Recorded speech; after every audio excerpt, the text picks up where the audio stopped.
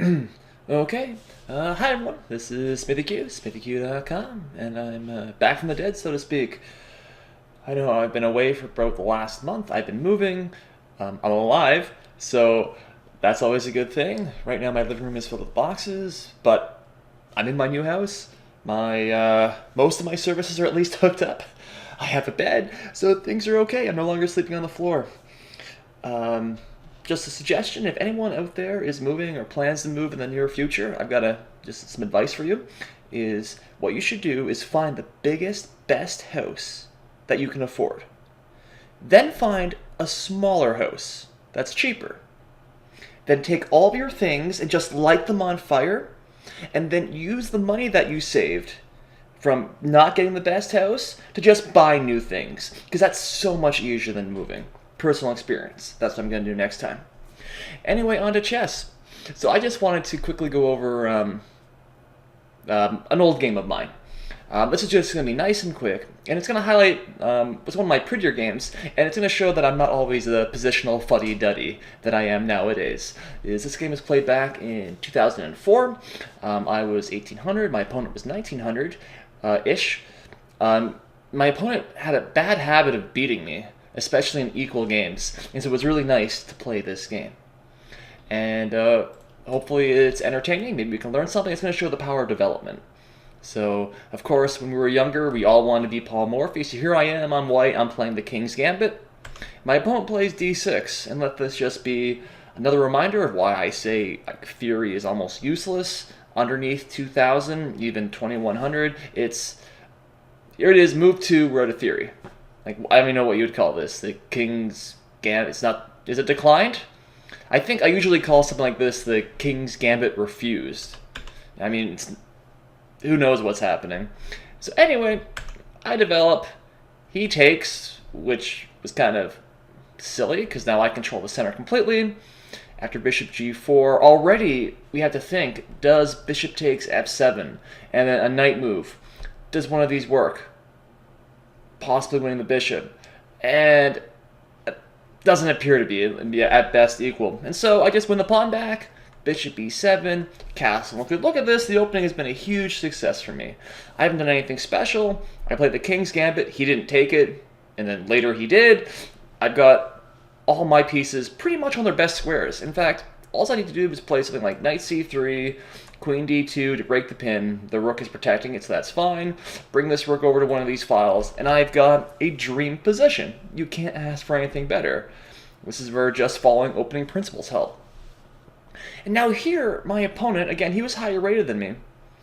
And he did something, well, I still don't really understand it, is he played h6, which by itself, I guess, is understandable. But then after knight c3, he plays g5. And it was only recently I kind of figured out what he actually wanted to do. So his idea is, because I castled early, he wants to get a pawn storm going. So he'll play h6, g5, throw these pawns, probably castle queenside, and it'll be an exciting game. He probably doesn't want to castle kingside because, again, I've got all my forces aimed at him here, here, and that's going to be trouble. And so he's going to think, okay, I'm going to castle queenside and then launch the pawn storm. But he did it in the wrong order, right? His king is still in the center. He has 3 pieces developed versus virtually my entire army. He's moving random pawns. Like, what is going on? So I retreat. And then he plays bishop h5. And again, if I hadn't lost to this particular opponent before, I'd be thinking, like, this must be a Smurf account or something. Like, there's no way he can be higher. But again, his idea is he moves the bishop out of the way, so that way he can get ready to play g5. Maybe he'll bring the bishop all the way back, so he can play h5, h4, g5. And that's the idea. And that'd be a really interesting plan if he were fully developed and he had castled. But that's not the case. His knight and his rooks are doing nothing.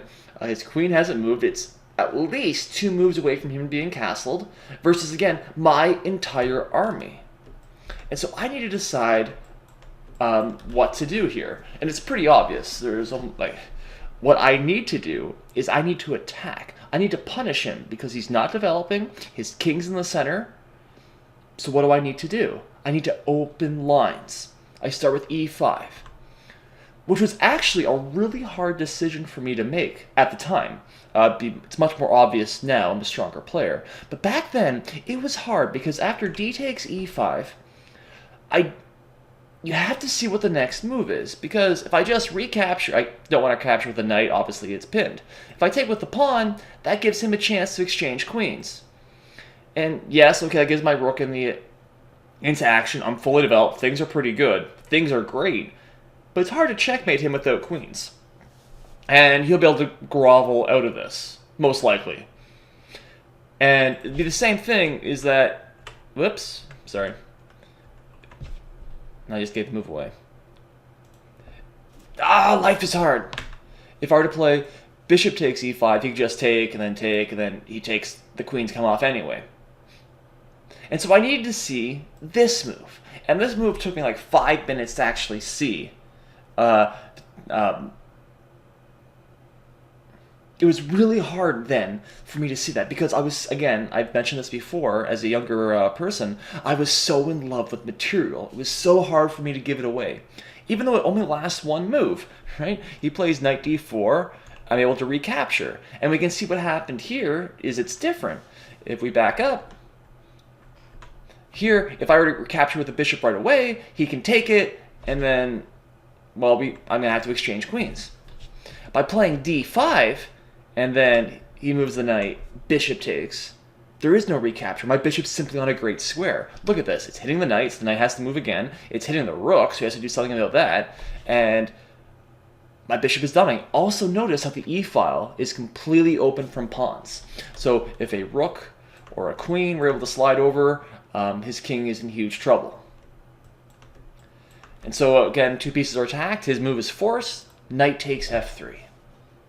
And then it's here where, again, we all want to be Morphy when we're younger. Is taking with the g-pawn, I guess, is okay. But again, it feels like it's letting black off the hook. Now my rook is staring at my own pawn. My pawns are kind of terrible. He's going to play queen d7 and castle. Maybe not queen d7. He's going to think about castling. And he has time to do something. And honestly, it's not pretty. And again, I love pretty chess. I love the aesthetics of beautiful moves. And so I played rook takes f3, offering the exchange, which he took happily. Take, take. And he was probably thinking, yay, this is good, until you start wondering, what can black do? And it's suddenly very hard to think of a good move for black. And the problem is that white is completely developed, and we've got numerous threats. Obviously, the rook is attacked. The queen is eyeing f7, so we might play d6, opening up the bishop. We might just move the rook over here, or we can move the rook to the e-file and then move the bishop somewhere.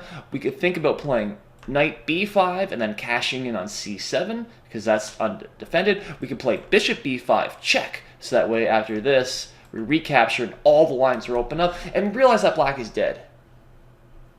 Black is completely helpless in this position, and that makes perfect sense. Of course black is helpless. He has one piece developed, his king is in the center, it's wide open against white's complete army, once we get the rook in, at least. Of course black is dead. Everything should be saying that black has no chance here. We just have to figure out how to actually do it. And this really shows the power of development, the power of time, and does black's little bit of material matter? He's up in exchange? No, of course not. There's nothing he can do. He tried to play bishop c5 check, move my king over, then he played f6, which protects the rook, and it's as good a move as any other you could think. Then you have to think, what do you do here? And excuse me. And in all honesty, there's 1,000 moves you could do. I think almost all the moves I mentioned before are still winning. You know, queen h5, check, forcing the king to move. That'd be good. Just moving the bishop out of the way, so that way a rook could slide over. That's pretty good. Even just playing d6, because then he can't take, because we'd be able to mate him on f7. bishop b5, knight e4, knight a5, knight b... you pick a move, it's probably a good move.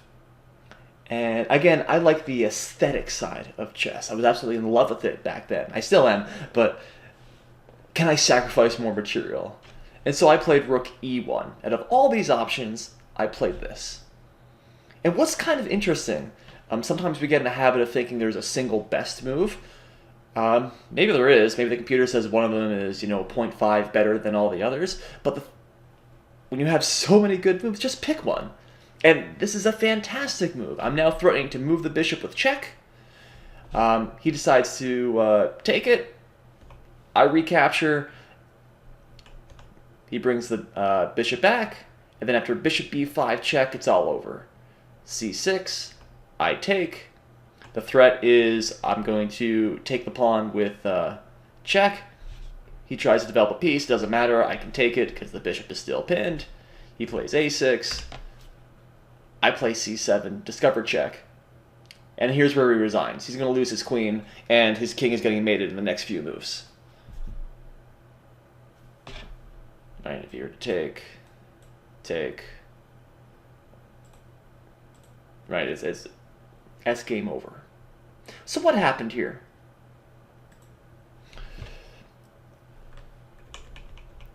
So,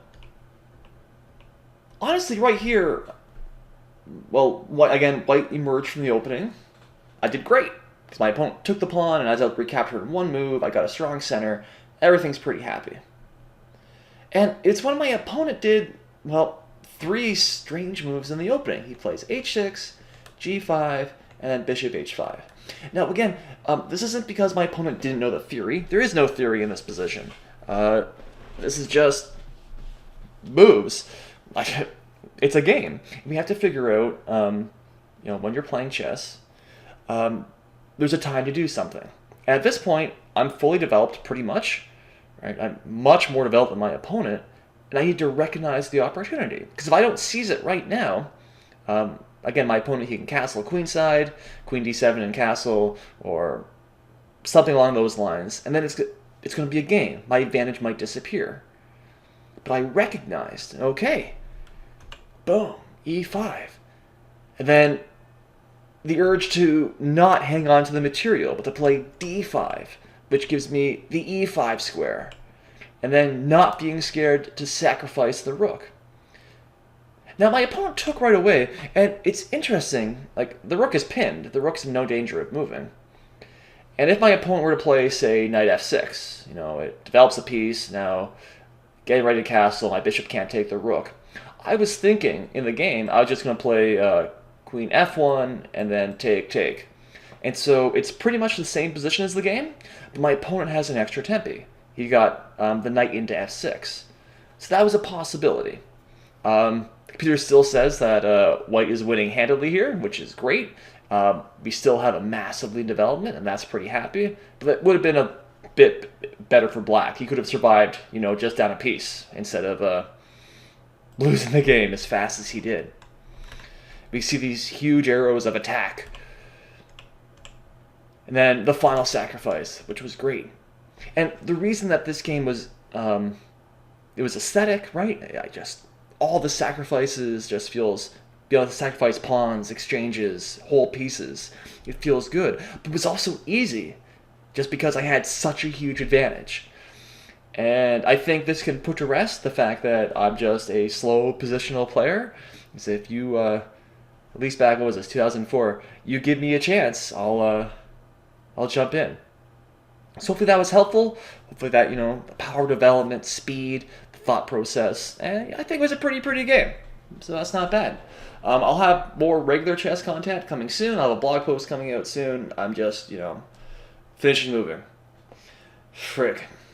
But that's that. All right, so hopefully you enjoyed that. Like, comment if you did, or tell me what you want to see in the future. If you got a game to analyze, you can, look at that. I'll be back to playing again after this weekend. And hopefully I'll have more chess content in the future. So that's SmithyQ, SmithyQ.com. Thanks for watching. Thanks for listening. Bye for now.